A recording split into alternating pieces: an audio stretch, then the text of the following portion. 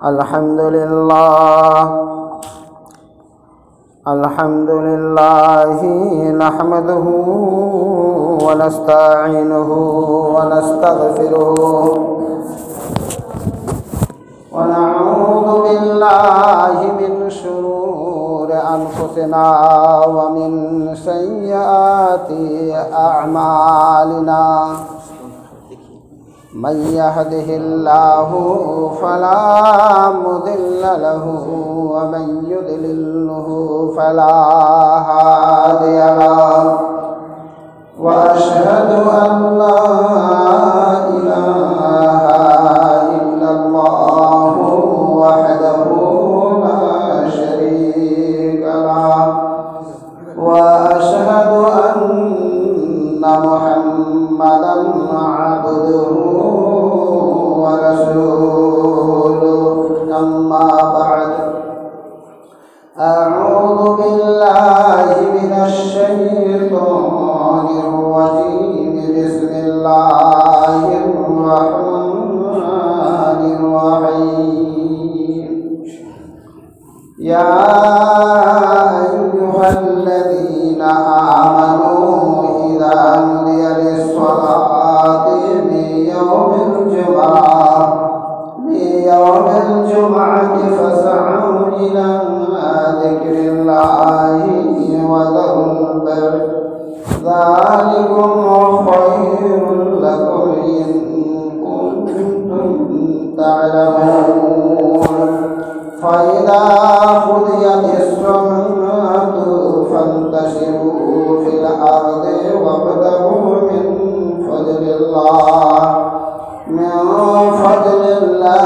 واذكروا الله كثيرا لعلكم تفلحون وإذا رأوا تجارة أو نحوا انفضوا إليها وتركوك قائما قل ما عند الله خير من اللهو ومن التجارة والله خير الرازقين فقال الله تبارك وتعالى في موضع آخر الذين اتخذوا دينهم لهوا ولعبا وغرتهم الحياة الدنيا فاليوم ننساهم كما نسوا لقاء يومهم هذا وما كانوا بآياتنا يجحدون যাবতীয় প্রশংসা স্তবস্তুতি মহামহিম আল্লাহ রাব্বুল আলামিনের উদ্দেশ্যে অতঃপর তিনার প্রেরিত নবী সাইয়্যিদনা মুহাম্মদুর রাসূলুল্লাহ সাল্লাল্লাহু আলাইহি ওয়াসাল্লামের প্রতি অসংখ্য অগণন দরুদ ও সালাম বর্ষিত হোক। আমরা সকলেই বলি আমিন। আল্লাহুম্মা আমিন। সামনে রমজান মাস, আমরা শাবান মাসের 2 দশক অতিক্রম করে ফেলেছি। কয়েকদিন পরে রমজান মাস আমাদের কাছে এসে উপস্থিত হবে। বিগত রমজানে আমরা যারা ছিলাম অনেকেই এই রমজান পর্যন্ত পৌঁছতে পারে, কবরে চলে গেছে। আমরা এই কয়েকদিনে রমজান মাস পর্যন্ত কে হায়াত পাবো কে পাবো না আল্লাহ ভালো জানেন। তারপরে রমজান মাস অতিক্রম করে আবার পরের বছর রমজান পর্যন্ত আমরা কে কে পাবো সেটাও আল্লাহ জানেন। তবে আমরা মুসলমান, আল্লাহ তাবারক ওয়া তাআলা সমস্ত মানুষের মধ্য থেকে আমাদেরকে উত্তম উম্মাত উত্তম হিসেবে ঘোষণা করেছেন এবং আমরা মানুষ সমগ্র সৃষ্টিকুলের মধ্য থেকে আমাদেরকে আল্লাহ তাআলা শ্রেষ্ঠত্ব দান করেছেন। তাহলে মানুষের মধ্যে আমরা উত্তম, সৃষ্টিকুলের মধ্যে আমরা উত্তম। আমাদের কর্তব্য হলো এই উত্তমতা বা আমাদের যে মর্যাদা সেটাকে বজায় রাখা। জানি না কে কতটা আমাদের মর্যাদা রক্ষা করতে পেরেছি, আল্লাহর কাছে কে কতটা প্রিয় হতে পেরেছি, আর কে কতটা পিছিয়ে পড়ে গেছি। তবে আমাদের চেষ্টা করতে হবে, আল্লাহ তাআলা কিছু দায়িত্ব দিয়েছেন, সেই দায়িত্বগুলো পালনের মাধ্যমে আল্লাহ নৈকট্য লাভ করা।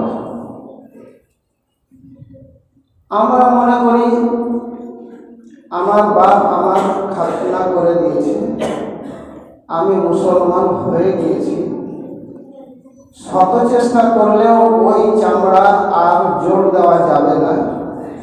আমি যখন কবরে যাব তখন মুসলমান হয়েই কবরে যাব, অমুসলমান হওয়ার আর কোনো রাস্তাই নেই। কিন্তু আপনার গোপন অঙ্গের চামড়া কেটে নেওয়ার নাম মুসলমান হওয়া নয়,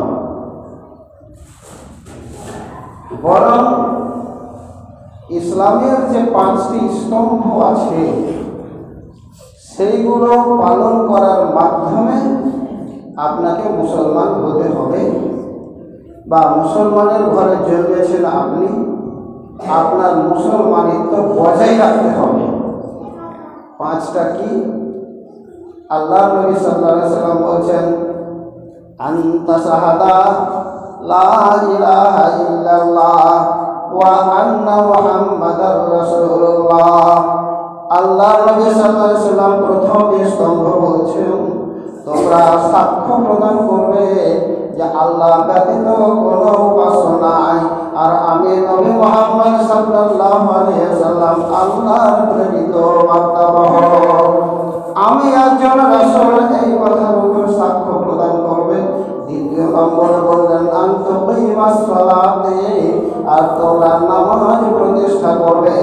আনতুদিয়াস যাকাতান, আর তোমরা যাকাত প্রদান করবে। আনতাসুম রমাদান, আর রমজান মাসের রোজা পালন করবে। আনতাহাজ্জু বাইতুল্লাহিল হারাম মান ইসতাতাআ ইলাইহি সাবিলা। ৫ম নম্বরে আল্লাহ নবী সাল্লাল্লাহু আলাইহি ওয়াসাল্লাম বললেন, জীবনে তোমার সামর্থ্য যদি থাকে তাহলে একবার তোমাকে হজ আদায় করতে হবে, হজ পালন করতে হবে। এই 5টা জিনিস যতক্ষণ পর্যন্ত একটা মুসলমান না করবে ততক্ষণ পর্যন্ত ওই ব্যক্তি মুসলমান হিসেবে টিকে থাকবে না। আপনি বলবেন আমি গরিব লোক, আমি যাকাত কি করে দিব, আর আমি গরিব লোক হজ কেমন করে দেব? যেই ব্যক্তি বা আপনার আমার জানি হোক না কেন, যার পয়সা নেই তার উপরে যাকাত খরচ নাই, যাকাতের প্রসঙ্গ বাদ চলে গেল। আর যার টাকা নেই, পয়সা নেই, হজ করার সামর্থ্য নেই, আল্লাহর নবী সাল্লাল্লাহু আলাইহি ওয়াসাল্লাম বললেন মান ইসতাতাআ ইলাইহি সাবিলা, যার সামর্থ্য আছে সেই ব্যক্তি হজ করবে। সুতরাং আপনি গরিব লোক, আপনার টাকা নেই, পয়সা নেই, হজ করার সামর্থ্য নাই, এটাও সাকিত হয়ে গেল, এটাও রহিত হয়ে গেল। বাকি 3টা জিনিস আপনাকে পালন করতে হবে। প্রথম নম্বরে কালেমা পড়তে হবে, নামাজ আদায় করতে হবে, রমজান মাসে রোজা পালন করতে হবে। যদি আপনি এই 3টা জিনিস আপনি ছেড়ে দেন গরিব মানুষ, তাহলে আপনি মুসলমান হয়ে টিকে থাকবেন না। তো আপনি মনে করছেন যে আমরা নামাজও পড়ি না, রোজাও করি না, তো আমি তো মুসলমান হয়ে আছি। কিন্তু আপনি দেখেন কয়েকদিন পর রমজান মাস এসে উপস্থিত হবে, আমাদের ব্রেন এমন উর্বর হয়ে আছে যে আমরা 11 মাস ধরে নামাজ পড়িনি, কিন্তু রমজান মাসের কয়েকদিন আগে থেকে বিচ্ছি ছেলেরা, বাচ্চা ছেলেরা মসজিদে আসতে আরম্ভ করে। তারপরে যেমন মানুষ শুনে গেল রমজান মাসের চাঁদ দেখা গেছে, রাতে তারাবির নামাজ হবে, তখন সবাই মসজিদে আসতে আরম্ভ করে। একে একে সব মসজিদে চলে আসে, জুমার সময় লোক মসজিদে হয়ে যায়।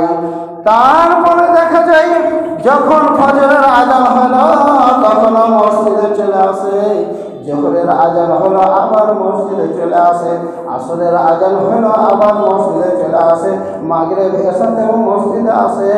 এমনকি রমজান মাসের সবচাইতে কঠিনতম নামাজ তারাবির নামাজ একদিনও কামাই হয় না। কত মসজিদের বাবা এক ওয়াক্ত নামাজ জামাত ছুটে না। যেমন রমজান মাস পার হয়ে গেল, শুনে নিয়েছে কানে শাওয়াল মাসের চাঁদ উঠে গেছে, আর তারাবির নামাজ হবে না, তখন আর এশার নামাজ পড়ার জন্য মসজিদে আসলো না, ফজরের নামাজ পড়লো না। ওই লোকটা আবার সকালবেলায় ঈদগাহের ময়দানে ঈদের নামাজ পড়তে চলে গেল। আল্লাহ রাব্বুল আলামিন বলছেন ওই লোকটা আমার দ্বীন ইসলামের সঙ্গে, আমার দ্বীনের বিধানের সঙ্গে ঠাট্টা মজাক করল। রমজান মাসের পরে নামাজ ছেড়ে দিল, এশার পড়েনি, ফজর পড়েনি, ঈদগাহের ময়দানে নামাজ পড়তে চলে। আবার দেখা যায় যখন শুনে নিয়েছে বর্ধমানে কোনো আত্মীয় মারা গেছে, জানাজার নামাজ পড়ার জন্য বর্ধমান চলে যায়। গ্রামে যখন শুনেছে মরণ মারা গেছে, জানাজার নামাজ পড়ার জন্য চলে যায়। শুক্রবারে মসজিদে নামাজ পড়ার জন্য জুমার সময় চলে আসে। আর রমজান মাসে নামাজ পড়ল। আল্লাহ রাব্বুল আলামিন বলছেন যেই ব্যক্তি 5 ওয়াক্ত নামাজ পড়ল না, ওই ব্যক্তি দ্বীনে ইসলামের বিধিবিধানের সঙ্গে ঠাট্টা মজাক করল, তাদের পরিণতি আল্লাহ তাআলা বর্ণনা করছেন। আল্লাযীনা ইত্তাখাযু দীনাহুম লাহওয়ান ওয়া লা'iবান, ওই যে সমস্ত লোকেরা আমার দ্বীনে ইসলামের সঙ্গে, আমার দ্বীনে ইসলামের প্রদত্ত বিধানের সঙ্গে, আমার ইবাদতের সঙ্গে ওই সমস্ত লোকেরা ঠাট্টা মজাক করলো, যারা খেল তামাশার বস্তু বানিয়ে নিল। আল্লাহ তাআলা বলছেন আল্লাযীনা ইত্তাখাযু দীনাহুম লাহওয়ান ওয়া লা'iবান, ওই সমস্ত মানুষ আমার দ্বীন ইসলামকে খেল তামাশা বানিয়ে নিয়েছে। কেন বা এমন হয়ে গেল? রমজান মাস পার হয়ে গেল, আবার সে নামাজ ছেড়ে দিল। তার মনে ধারণা আর রমজান মাসে রোজা করেছি, যদি আমি 5 ওয়াক্তের নামাজ না পড়ি তাহলে আমার রোজা কাজে লাগবে না, আমার রোজা টিকবে না। এই কারণে সেই ব্যক্তি তার রোজাকে টিকাবার জন্য রমজান মাসে নামাজ পড়েছিল। আসলে ওর ব্রেনে, ওর বুদ্ধিতে নামাজ ঢুকেনি, আসলে ওই ব্যক্তি প্রকৃত পক্ষে নামাজ পড়েনি, রোজাকে টিকাইবার জন্য নামাজ পড়েছে।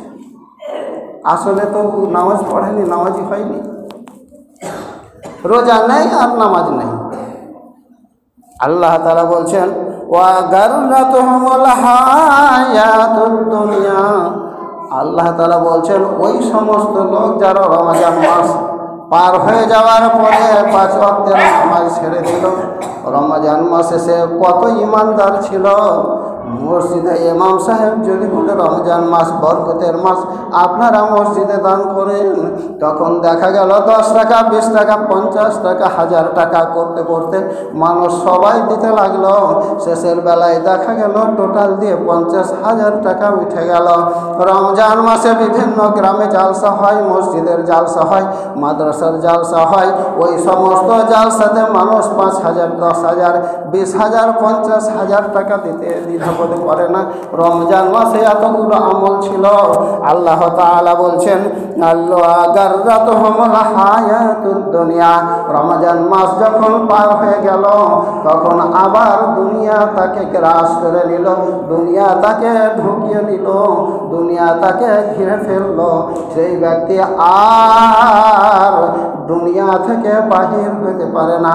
কোন কাজ করলে, কোন দিকে গেলে টাকা আছে, কোন দিকে ছুটতে গেলে টাকা আছে, পয়সা আছে, সেই দিকে যেতে একটু কাহিলি কোষ্টাহি করে না। আর যখন নামাজের কথা বলা হয়, তখন রোজার কথা বলা হয়, তখন সেই দিকে আর এগিয়ে আসে না। তখন নামাজ রোজা আল্লাহর ইবাদতের দিকে তখন আসে না। আবার দেখবেন রমজান মাস কয়েকটা গ্যাসের ট্যাবলেট আর হজমের ট্যাবলেট পকেটে ভরে নিচ্ছে।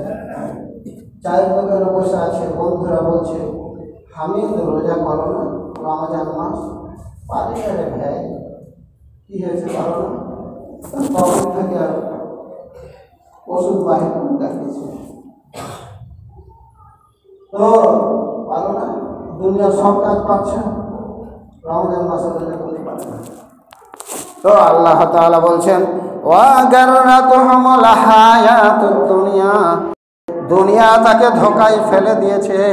দুনিয়ার ইনকাম রোজগার আর টাকা পয়সা, আত্মীয় স্বজন, তারা তাকে কানে কানে বলছে রোজা করে তোর কী লাভ হবে, নামাজ পড়ে তোর কী লাভ হবে, দিনের বেলায় রান্না করে খা, যারা গরিব লোক টাকা নেই পয়সা নেই তারা রোজা করবে। তোর কি ঘরে খাবার নেই, রোজা করবি তুই? শয়তান দুনিয়ার মানুষ গ্রাস করে দিয়েছে। আল্লাহ তাআলা বলছেন ও দুনিয়ার পেটের মধ্যে ঢুকে গিয়েছে, শুধু টাকার টাকা বুঝে, আল্লাহর ইবাদতকে বুঝে না। ওই সমস্ত লোকের পরিণতি কি হবে? আল্লাহ তাআলা বলছেন ফালাইয়াউমা নানসাহুম কামা নাসু লিকা ইয়াউমিহিম হাযা। আল্লাহ তাআলা বলছেন কাল কিয়ামতের ময়দানে যখন তার হিসাব না হবে, যখন তাকে নেকি আর গুনাহের প্রতিফল দেওয়া হবে, সেই দিন আল্লাহ তাআলা বলছেন আমি তার নেকিগুলোকে আমি ভুলে যাব। রমজান মাসে নামাজ পড়েছিল, রমজান মাসে দান করেছিল, রমজান মাসে রোজা ইফতার করিয়েছিল, রমজান মাসে আরো অনেক ভালো কাজ করেছিল। আল্লাহ রাব্বুল আলামিন বলছেন ফালাইয়াউমা নানসাহুম কামা নাসু লিকা ইয়াউমিহিম হাযা। আল্লাহ তাআলা বলছেন কাল কিয়ামতের ময়দানে আমি তাদের নেকিগুলো ভুলে যাব, যেমনভাবে তারা দুনিয়াতে আমার ইবাদতকে ভুলে গিয়েছিল। হাসরের ময়দানে উঠতে হবে, আমার সামনে দাঁড়িয়ে থাকে তার জীবনের হিসাব দিতে হবে, তার নেকি আর গুনার হিসাব দিতে হবে। এই দিনের সাক্ষাৎকে ভুলে গিয়েছিল, আর এই সাক্ষাতের জন্য ইবাদত করার দরকার ছিল, এই কথাকে তারাও যেমনভাবে ভুলে গিয়েছিল, ওই রকমভাবে আমি আজকে হাসরের ময়দানে তাদের ওই রোজা করার নেকি, তাদের নামাজ পড়ার নেকি, দান করার নেকি, তার মসজিদ মাদ্রাসা তৈরি করার নেকি, সমস্ত নেকিকে আমি ভুলে গেলাম। আমি আর মনে রাখবো না, ওইগুলো কিচ্ছু নেকি পাবে না। কেন? রমজান মাসে নামাজ পড়েছিল, লোক ওকে নামাজি বলেছে। রমজান মাসে দান করেছিল, লোক ওকে দানকারী বলেছে। রমজান মাসে ইফতার করিয়েছিল, মানুষ সুনাম করেছে। রমজান মাসে রোজা করেছে, মানুষ রোজাদার বলেছে। রমজান মাসে যতগুলো আমল করেছিল দুনিয়াতেই আমি শেষ করে দিয়েছি, হাসরের ময়দানে তার কোনো নেকি বাকি নাই। কেন বাকি নাই? নামাজ হলো আপনার অ্যাকাউন্ট নাম্বার। আপনি একজন গরিব মানুষ, আপনি দেখলেন সবাই ব্যাংকে টাকা রাখে, আমিও ব্যাংকে টাকা রাখবো, এই জন্য এক বান্ডিল টাকা আপনি বহু কষ্ট করে জোগাড় করলেন। তারপরে 5,000 কি 10,000 টাকা হাতে নিয়ে ব্যাংকের দিকে রবিবারের দিন রওনা হইলেন। গিয়ে দেখছেন ব্যাংক বন্ধ রয়েছে, আর দেখছেন উত্তর দিকের একটা জানালা খোলা আছে।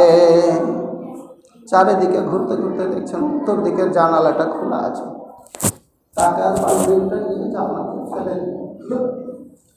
আবার একদিন আবার টাকা ফেলে দিলেন। কোনোদিন 10,000, কোনোদিন 5,000, কোনোদিন 1,000, কোনোদিন 500-200, কোনোদিন এইভাবে আপনি জানালা দিয়ে টাকা ফেলে ফেলে চলে এসেছেন। যখন আপনার 2 বছর হয়ে গেছে, টাকা ফেলা। তারপরে আপনি ব্যাংকের ম্যানেজারের কাছে গিয়ে বলছেন, বাবু আমি 2 বছর ধরে আপনার ব্যাংকে টাকা জমা করেছি, আপনি টাকাগুলোর হিসাব দিন আর আমাকে আপনি টাকাগুলো ফেরত দেন। আমি একটা ব্যবসা করব বলে মনে করেছি, আমার টাকাগুলো আপনি আমাকে দিয়ে দেন। ব্যাংকের ম্যানেজার বলবে, আপনার অ্যাকাউন্ট নাম্বার কত? আপনি বলছেন, আমার অ্যাকাউন্ট নাম্বার নাই, আমার কাছে কোনো পাসবুক নাই, আপনার রেজিস্টারে আমার নাম নাই, কেমন করে টাকা রেখেছ? তো বলছে, আপনার উত্তর দিকের জানালা খোলা ছিল, আমি কোনোদিন 1000, কোনোদিন 5000, কোনোদিন 10,000, কোনোদিন 500, 200 এমনি করে করে টাকা ফেলে চলে এসেছি। ম্যানেজার বলবে, তুমি এইভাবে টাকা ফেলেছ, তুমি তোমার হিসাব বুঝো না, যেহেতু আমার রেজিস্টারে আমার খাতার তোমার কোনো পাসবুক নেই, তোমার কোনো অ্যাকাউন্ট নাম্বার নেই, আর যার জন্য তোমার কোনো ধরনের টাকা আমার খাতায় জমা নাই। আল্লাহ তাআলা বলছেন, ও বান্দায় আমার, তুমি যদি 5 ওয়াক্তের নামাজ যদি না পড়ো, তোমার অ্যাকাউন্ট নাম্বার আমার কাছে থাকবে না। যার কারণে তারাবি পড়েছ, রমজান মাসে নামাজ পড়েছ, দান ধ্যান করেছ, আর যত আমল করেছ, যেহেতু আমার কাছে তোমার পাসবুক অ্যাকাউন্ট নাম্বার নাই, সুতরাং তোমার কোনো নেকি জমা নাই। আল্লাহ তাআলা বলছেন, ওয়ামা কানু বিআয়াতিনা ইয়াজহাদুন, ওয়ামা কানু বিআয়াতিনা ইয়াজহাদুন। আল্লাহ তাআলা বলছেন, ও বান্দায় আমার, তোমার 60 বছর 70 বছরের জিন্দগিকে আমি হাজারো রকমের নেয়ামত দিয়ে ঘিরে রেখেছিলাম, হাজারো নেয়ামতে পরিপূর্ণ করে রেখেছিলাম। আমি তোমাকে টাকা দিয়েছিলাম, পয়সা দিয়েছিলাম, মাল দিয়েছিলাম, ধন দিয়েছিলাম, এতগুলো জিনিস আমি দিয়ে আত্মীয় স্বজনে পরিপূর্ণ করে দিয়েছিলাম, আরও হাজারো নেয়ামতে তোমাকে ডুবিয়ে রেখেছিলাম, কিন্তু এই সমস্ত নিয়ামতের শুকরিয়া আদায় করনি, আমার ইবাদতে তুমি মগ্ন ছিলে না, আমার ইবাদতের প্রতি তুমি মনোযোগী হয়নি, যার কারণে তুমি যেমন আমার এতগুলো নিয়ামতকে অস্বীকার করে দিয়েছো, আজকে হাসরের ময়দানে তোমার সমস্ত নেকিকে আমি অস্বীকার করে দিলাম। আল্লাহ তাআলা এই ভয়াবহ উত্তর দেবেন হাসরের ময়দানে আমার মতো আপনার মতো লোককে। রমজান মাস ছিল ট্রেনিংয়ের মাস, এই মাসে আপনি যতগুলো নামাজের ট্রেনিং পেয়েছেন, আপনি দানের ট্রেনিং পেয়েছেন, আপনি তারাবির ট্রেনিং পেয়েছেন, আপনি না খেয়ে থেকে আত্মসংযমিতার আপনি যে ট্রেনিং প্রশিক্ষণ পেয়েছেন, এই প্রশিক্ষণকে বাকি 11 মাস আপনি টিকিয়ে রাখবেন। আপনি বলবেন, রমজান মাস শুধু রোজার মাসে ফরজ, আর অন্য মাসে আমি কেমন করে মনে রাখবো? এই জন্য আল্লাহর নবী সাল্লাল্লাহু আলাইহি ওয়াসাল্লাম বিভিন্ন রকমের রোজার কথা বলেছেন। কখনো আপনার আরাফার রোজা আসবে, কখনো আপনার কি বলে যে আশুরার রোজা আসবে, আপনি সোমবারে রোজা রাখবেন, আপনি বৃহস্পতিবারে রোজা রাখবেন, আপনি যদি তা সম্ভব না হয় তাহলে প্রতি মাসে 2-3টা করে আপনি রোজা রাখবেন। এই বিধানগুলো আল্লাহর নবী সাল্লাল্লাহু আলাইহি ওয়াসাল্লাম এই কারণে দিলেন, ওই আমার উম্মতিরা, রমজান মাসে তোমরা রোজা করেছ, তোমাদের না খাওয়ার যে কষ্ট ছিল, যে জঠর জ্বালা ছিল, তোমরা এই 1-2টা করে রোজা রাখো, সপ্তাহে 1-2টা রোজা করো, মাসে 2-1টা রোজা করো। এইভাবে তোমার মন মগজকে, তোমার মস্তিষ্ককে উর্বর রাখো, যাতে করে রোজাকে বলে তোমরা যেন বিচ্ছিন্ন না হয়ে যায়, তোমাদের ব্রেন থেকে যেন রোজার মায়া মমতা চলে না যায়। সুতরাং রোজাকেও আপনাকে মাঝে মাঝে মাঝে মাঝে মাঝে মাঝে করে করে আপনার ব্রেনে রোজাটাকে রাখতে হবে। নামাজ তো আপনার প্রতিদিন 5 বার আছে, দান করা সারা বছরই আছে, যার জন্য রোজার প্রসঙ্গটাও আপনাকে বললাম। নবী সাল্লাল্লাহু আলাইহি ওয়াসাল্লাম এইভাবে আপনাকে টিকিয়ে রাখতে বলেছেন। এবার আসুন একটি আয়াতের সাথে তর্জমা করে আমি শেষ করে দেব। আল্লাহ তাআলা বলছেন, ইয়া আইয়ুহাল্লাযীনা আমানু কুতিবা আলাইকুমুস সিয়ামু কামা কুতিবা আলাল্লাযীনা মিন ক্বাবলিকুম লাআল্লাকুম তাত্তাকুন। হে ঈমানদার লোকেরা, তোমাদের উপরে রোজার বিধান দেয়া হলো, তোমাদের জন্য সিয়ামের বিধান দেয়া হলো, তোমাদের জন্য সওমের বিধান দেয়া হলো। সওমের বহুবচন সিয়াম। অনেকে বলছে রোজা বলতে হবে না, সিয়াম বলতে হবে। রোজা বললে মহাভারত নাপাক হয়ে গেল। ওটা কোনো বিষয়ই নয়। নামাজ বলা চলবে না, সালাত বলতে হবে। এগুলো কম বুদ্ধির পরিচয় ছাড়া কিছু নয়। তো রোজা, সিয়াম, সওম বিধান দেওয়া হলো। কেমন? রোজা কাকে বলে? তিনটা জিনিস থেকে আপনি বেঁচে থাকবেন। ফজরের সময় থেকে শুরু করে মাগরিবের সময় পর্যন্ত খাবার গ্রহণ করা, পানীয় গ্রহণ করা, আর স্বামী স্ত্রীর সহবাস থেকে আপনি দূরে থাকবেন। কতক্ষণ পর্যন্ত? আল্লাহ তাআলা বলছেন, আতিমুস সিয়ামা ইলাল লাইলি। তোমরা ফজরের সময় শুরু করবে আর মাগরিবের আযানের সময় পর্যন্ত তোমরা এই তিনটা জিনিস থেকে বিরত থাকবে। এর নাম হচ্ছে রোজা। আপনি বলছেন আল্লাহ তাআলা কত বড় ঝামেলা আমাদের উপরে চাপিয়ে দিলেন, এত কষ্ট আমরা কেমন করে আমরা সহ্য করব? আল্লাহ তাআলা বলছেন, ও বান্দা, তোমাদের উপরে নতুন ভাবে এই বিধান আমি চাপিয়ে দিয়েছি সেই কথা নয়, বরং তোমাদের আগে যতগুলো নবী ছিল এবং তাদের উম্মতিরা ছিল তাদের উপরে রোজার বিধান দেওয়া ছিল। কামা কুতিবা আলাল্লাযীনা মিন ক্বাবলিকুম লাআল্লাকুম তাত্তাকুন। আল্লাহ তাআলা বললেন, তোমাদের আগে যতগুলো নবী রাসূল ছিলেন আর তাদের উম্মতিরা ছিলেন তাদের উপরে যেমন ভাবে রোজার বিধান দেওয়া হয়েছিল ওই রকম ভাবে তোমাদের উপরেও রোজার বিধান দেওয়া হইল। নতুন কিছু নয়। বরং আপনি দেখবেন আগে যুগে অনেকগুলো নবী রাসূল যাদের উপরে রোজার বিধান অনেক কঠিন ছিল, আপনার জন্য সেটা আসান হয়ে গেছে। আগের লোকেরা অনেক কঠিনভাবে রোজা পালন করেছে। দাউদ আলাইহিস সালাতু ওয়াস সালামের সময় আপনি দেখবেন একদিন ছাড়ো একদিন রোজা করো, আবার একদিন ছাড়ো একদিন রোজা করো, একদিন ছাড়ো একদিন রোজা করো, এইভাবে সারা বছর ধরে রোজা করতে হতো। তারপরে দেখা গেল আল্লাহর নবী সাল্লাল্লাহু আলাইহি সাল্লাম যে সময় মক্কায় জন্মগ্রহণ করলেন, আস্তে আস্তে 40 বছর বয়সে উপনীত হয়ে নবুয়াত রেসালাত লাভ করলেন।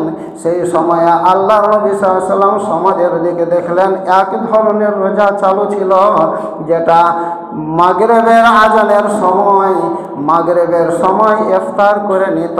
তারপরে 1 ঘন্টা 2 ঘন্টা 4 ঘন্টা 5 ঘন্টা যতক্ষণ সে জেগে থাকলো ততক্ষণ পর্যন্ত 3টে জিনিস থেকে দূরে থাকলো। আর যেমন তার চোখে ঘুম চলে আসবে, ইফতারের পরে যদি 1 ঘন্টা পরে ঘুম চলে আসে, তাহলে যত আর ঘুম ভেঙে যাওয়ার পরে খাদ্য পানীয় স্ত্রী সহবাস করতে পারবে না, হারাম হয়ে গেল। আবার মাগরিবের সময় সূর্যাস্তের সময় ইফতার করবে, তখন আবার হালাল হবে। এইরকম ভাবে এই রোজাটাকে সওমে বিশাল বলা হয়। আল্লাহর নবী সাল্লাল্লাহু আলাইহি সাল্লাম সালাতের প্রথম দিকে ওইভাবে রোজা করতে শুরু করে দিলেন। সাহাবায়ে কেরাম বললেন, হুজুর আমরাও রোজা করব। আল্লাহর নবী বললেন, আতিউনি ওয়া আসকিনি, আল্লাহ তাআলা আমাকে পান করান, আমাকে খাবার খাওয়ান, সুতরাং আমার পক্ষে এই সওমে বিশাল করা উপযুক্ত আছে, সম্ভব আছে, আর তোমাদের পক্ষে এটা সম্ভব নয়।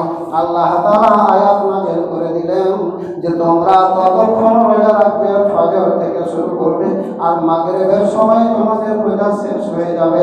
সারা রাত্রি তোমরা খাও পান করো, স্ত্রীর সহবাস করো, আমার পক্ষ থেকে কোনো কথা রইল না। এইভাবে রোজা, এই রোজা যদি আপনি করেন কি লাভ হবে? আল্লাহ তাআলা পরিষ্কার ভাবে বললেন, লাআল্লাকুম তাত্তাকুন, তোমরা এই কষ্টটাকে যদি গ্রহণ করে নাও, তিনটা জায়গাতে তোমরা যদি তালা দিয়ে দাও, এক মাস ধরে আমার রোজাকে যদি তোমরা পালন করে নাও, মেনে নাও, তাহলে তোমরা মুত্তাকি হয়ে যাবে। লাআল্লাকুম তাত্তাকুন, তোমরা মুত্তাকি হয়ে যাবে। আর মুত্তাকি হয়ে গেলে কি লাভ হবে? আল্লাহ তাআলা বললেন, ইন্না লিল মুত্তাকিনা মাফাজা, যে ব্যক্তি মুত্তাকি হয়ে যাবে ওই সমস্ত মুত্তাকি লোকদের জন্য সফলতা আসবে। হাসরের ময়দানে তারা কামিয়াব হবে। হাসরের ময়দানে যখন তাদের ফয়সালা দেওয়া হবে, তখন তারা জাহান্নাম থেকে বেঁচে তারা জান্নাতের জীবন লাভ করবে, তারা সফলতার জীবন লাভ করবে। সুতরাং আপনি যেন সফলতায় পৌঁছে যেতে পারেন, এই জন্য রোজা একটা বিরাট জিনিস। আমরা রমজান মাসে যে সমস্ত ইবাদত করব, এই ইবাদতগুলো বাকি 11 মাস আমরা যেন টিকিয়ে রাখতে পারি। আল্লাহ তাআলা যেন আমাদের সবাইকে সুমতি তৌফিক দান করেন। আমরা সকলেই বলি আমিন। আসসালামু আলাইকুম।